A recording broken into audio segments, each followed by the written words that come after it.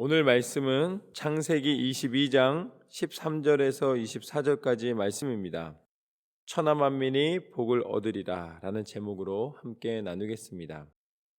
오늘 말씀에 보면은 13절 말씀에 아브라함이 눈을 들어본 즉 한 수장이 뒤에 있는데 풀이 수풀에 걸려 있는지라 아브라함이 가서 그 수장을 가져다가 아들을 대신하여 번제로 드렸더라. 앞에 어떤 사건이 있었겠죠. 그리고 나서 이제 대신하여 수장을 드렸다라고 표현하고 있을 것이죠. 그 앞에 사건은 바로 하나님이 아브라함에게 독자인 이삭을 바치라고 말씀하시는 장면이었습니다. 그리고 아브라함은 순종하여서 하나님을 믿는 믿음으로 아들을 번제단에 올리고 하나님 앞에 드리려 하였습니다. 그때 하나님께서는 하나님의 사자를 보내셔서 그것을 막으셨습니다. 그리고 그 다음 장면이 바로 오늘 본문입니다. 하나님은 아들을 아낌없이 바치는 하나님 앞에 드리는 이 아브라함의 마음을 기억하여 주시사 이제 그 마음을 받았으니 됐다 하시고 아들 대신에 다른 번제물을 예비하셨으니 그것이 바로 오늘 이 뿌리 수풀에 걸려있는 숫양입니다. 그래서 아브라함은 이 수양을 통하여서 하나님 앞에 번제를 드리게 됩니다. 이것을 오늘 말씀에 뭐라고 하십니까? 이것이 바로 14절 말씀처럼 아브라함이 그 땅 이름을 여호와 이레라 하였으므로 오늘까지 사람들이 이르기를 여호와의 산에서 준비되리라 하더라.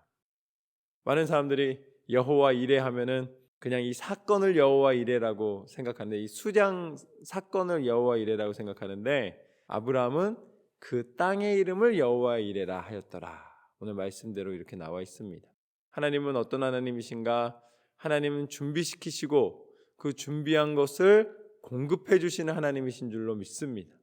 하나님은 말만 하시는 분이 아니시라 하나님은 공급하시는 분이시요 우리 가운데 예비하시는 분이시요 하나님의 능력과 뜻을 우리를 통하여서 우리 가운데 우리 인생 가운데 알게 하시고 보게 하시는 분이신 줄로 믿습니다. 하나님을 의지하는 사람은 하나님의 행하심을 또한 믿어야 합니다. 왜냐하면 하나님께서 행하실 때에만이 우리는 그 모든 것을 다시 한번 깨달을 수 있고 그것을 사용할 수 있고 하나님의 능력의 손에 붙잡힌 바 될 수 있기 때문입니다.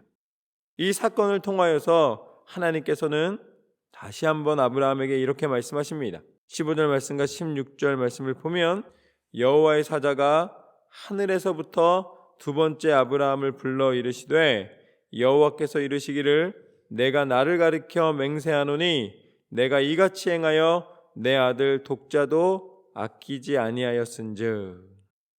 아브라함의 마음을 아신 것입니다. 이젠 내가 네 마음을 분명히 알았다. 이제는 내가 믿음으로 나를 사랑하고 나를 믿고 따르는 것을 분명히 알았다. 내가 이제야 너를 알았다. 보통 사람들이 부자로 살거나 아니면 뭔가 큰 성공을 이루면은 자기 잘난 맛에 사는 게 좀 있습니다. 그래서 자랑하고 또 어떤 부분에서 내 능력이 이 모든 것을 다 이루었다라고 생각을 합니다.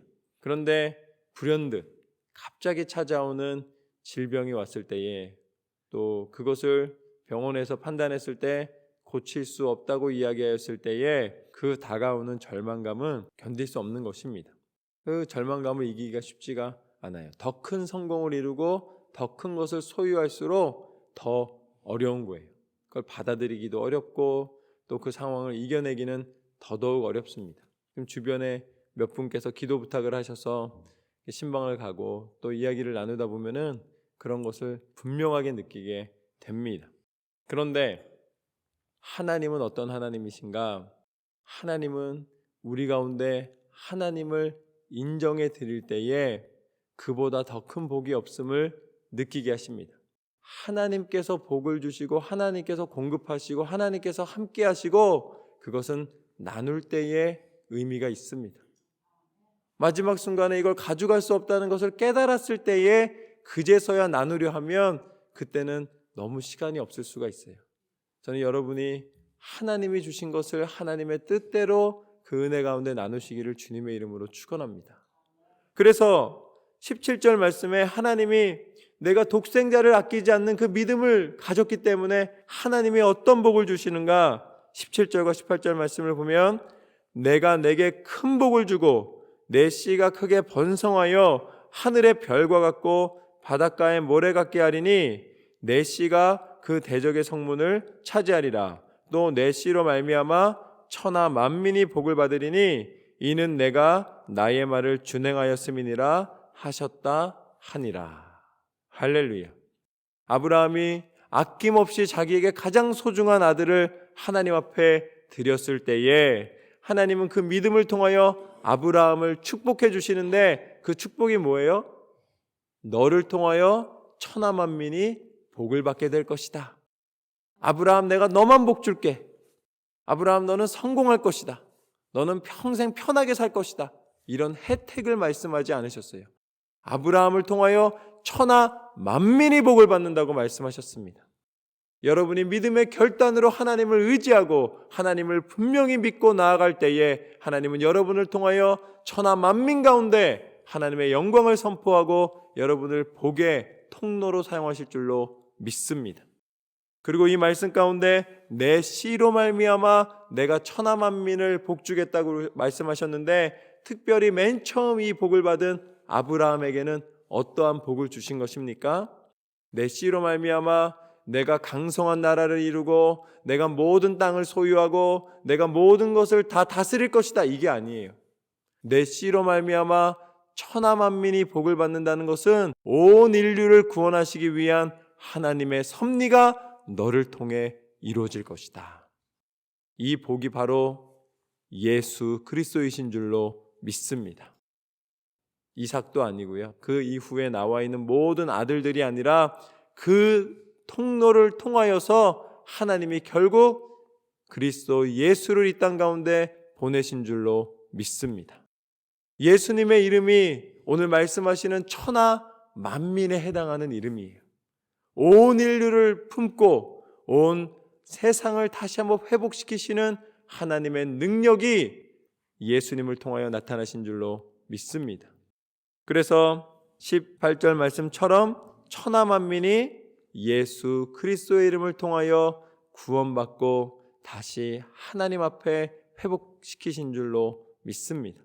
그래서 십자가가 우리에게 소망이 되었고 예수님의 부활은 우리 가운데 생명의 능력이 되어 하나님 앞에 서는 그날 하나님께서 우리를 인도하시는 예수님의 이름에 그 능력의 근원이 되신 줄로 믿습니다. 예수 그리스도 안에 우리의 소망이 있노라. 19절 말씀부터는 이렇게 나와 있습니다. 이에 아브라함이 그의 종들에게 돌아가서 함께 떠나 브엘세바에 이르러 거기 거주하였더라. 이 일 후에 어떤 사람이 아브라함에게 알리어 이르기를 밀가가 당신의 형제 나홀에게서 자녀를 낳았다 하였더라. 그의 맏아들은 우스요, 우스의 형제는 부스와 아람의 아버지 그무엘과 게셀과 하소와 빌다스와 이들람과 부도엘이라. 이 8사람은 아브라함의 형제 나홀의 아내 밀가의 소생이며, 부도엘은 리브가를 낳았고 나홀의 첩 루마라 하는 자도 데바와 가함과 다하스와 마아가를 낳았더라. 아멘. 왜 이렇게 아브라함의 이 친족들의 이름들을 이렇게 말씀해 주실까요? 이유는 한 가지입니다. 하나님이 내 씨를 통하여 하나님의 일을 이루시겠다고 말씀하셨잖아요. 근데 하나님은 말씀만 하시는 분이 아니라 리브가를 예비하시는 하나님이신 줄로 믿습니다. 하나님은 그 말씀과 동시에 하나님의 일을 이미 행하고 계신 거예요. 그 당시에 알았겠습니까? 야, 이제 친척이 이렇게 됐으니까 리브가가 이렇게 될 것이다. 이거 몰랐어요, 아직. 그러나 하나님은 아셨고 하나님은 예비하셨고, 오늘 아브라함이 고백하고 있는 여호와 이레의 축복은 날마다 하나님께서 공급하시고 계획하시고 준비시켜 주시는 줄로 믿습니다. 내가 모르는 어느 곳에서 하나님은 이미 예비하고 계신 거예요. 우리의 지혜로 사는 것이 아니라 하나님의 지혜를 의지하여 살아가시기를 주님의 이름으로 축원합니다.